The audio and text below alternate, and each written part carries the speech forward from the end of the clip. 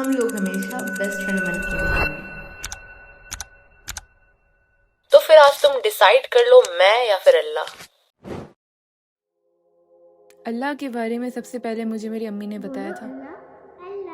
وہ کہتی تھی کہ اللہ ایک عظیم ہستی ہے جو بادشاہ ہے تمام جہانوں کا، جو مالک ہے تمام جانوں کا، جس کے جیسا کوئی نہیں، اور شاید مجھے ان کی کوئی خبر نہیں لیکن وہ میری ذات کو جانتا ہے۔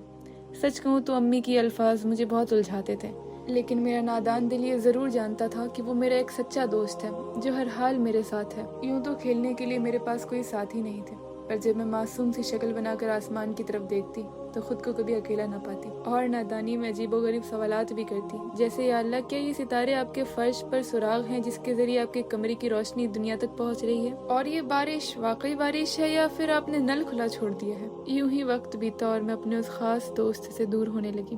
اب پہلے کی طرح باتیں بھی نہیں ہوتی تھی اور نہ ہی کوئی عجیب و غریب سوال۔ شاید میں بڑی ہو گئی تھی، اب چیزیں پہلے کی طرح نہیں تھی۔ میرے پاس بہت سارے دوست تھے، میں لوگوں کے بیچ مشہور تھی۔ سچ کہوں تو مجھے دنیا بہت پسند آئی، میوزک کی شور، دنیا کی ہلچل، یہ لباس، یہ رونقیں، یہ لوگ، میں اسی کو پانے میں لگی رہی۔ لیکن میرے اندر کچھ خاموش تھا، جیسے مجھ سے میرا کچھ چھوٹ رہا ہو، کچھ دور جا رہا ہو۔ عجیب بات تو یہ تھی کہ 2-3 مہینوں میں مجھے اچانک سے 1-2 دفعہ نماز پڑھنے کا من کر دیتا تھا، جیسے میرا وجود مجھ سے کچھ کہہ رہا ہو، جیسے میرے سینے میں دل دھڑک کے نہ رہا ہو بلکہ کسی خبر کی دستک دے رہا ہو۔ اور ان تمام کشمکش کے بیچ میں میری زندگی میں ایک خاص انسان تھی، میری بیسٹ فرینڈ۔ وہ میری سب سے اچھی دوست تھی، اس کو میرے بارے میں اتنا ہی پتا تھا جتنا مجھے اپنے بارے میں، اور میں اس کو کبھی کھونا نہیں چاہتی تھی۔ بس پھر کیا، دنیا کی باتیں چھیڑتے چھیڑتے اچانک سے میں نے اس کو اپنی دل کی کیفیت بتائی۔ میں نے اللہ کا ذکر کیا، میں نے اس کو بتایا کہ میں اپنے وجود کو کھوکھلا پاتی ہوں، لیکن اس کو میری باتیں ناگوار گزری۔ میں اس کو اداس نہیں کرنا چاہتی تھی، لیکن پھر بھی میں اس کے ہر سوالات کا جواب دینے کی پوری کوشش کرتی تھی، لیکن اس کے سوال ایسے تھے جیسے کسی نے میرے دین پر حملہ کر دیا ہو۔ ایسا لگ رہا تھا جیسے مانو وہ ان سوالات کے ذریعے اسلام کو ذلیل کرنے کی کوشش کر رہی ہو۔ ہماری یہ چھوٹی سی بات چیت اچانک سے ڈیبیٹ میں تبدیل ہو گئی۔ مجھے اسلام کا کوئی علم نہیں تھا، لیکن میری غیرت یہ گوارا نہیں کر رہی تھی کہ میں اس کو اپنے سامنے ذلیل ہونے دوں۔ میں نے ہر طرح سے اس کے بیتوقع سوالات کا جواب دینے کی پوری کوشش کی، لیکن اس کے آخری سوال نے میرے پورے وجود کو جھنجھوڑ دیا۔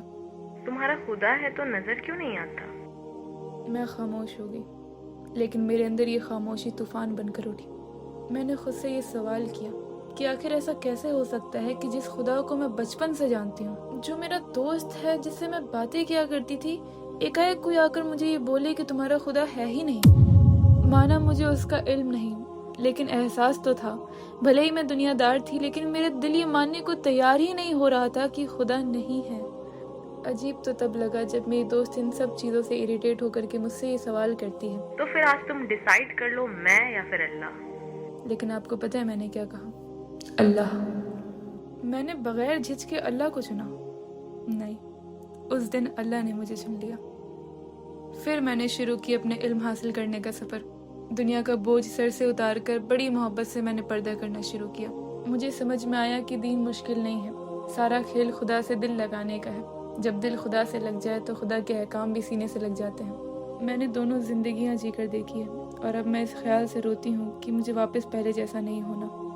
یا ربی، اب مجھ سے میرا سب کچھ چھین لے، میرے ماں باپ، بھائی بہن، دوست، گھر بار، ساری خوشیاں سب لے لے، لیکن مجھ سے ایک پل کے لیے بھی اب دور نہ جائیے گا یا رب۔ مجھے نہیں چاہیے دنیا کی یہ رنگینیاں یا رب، مجھے اپنے در کا نوکر بنا لے۔ مجھے ہر ان خوشیوں سے محروم کر دے میرے اللہ جو مجھے آپ سے دور کرے، اور ہر ان مشکلوں کا سامنا کرا جو مجھے آپ تک کھینچ لاتی ہے۔ دیکھیے اللہ، میں آج بھی وہی نادان بچی ہوں جو آپ سے عجیب و غریب سوالات کرتی ہے۔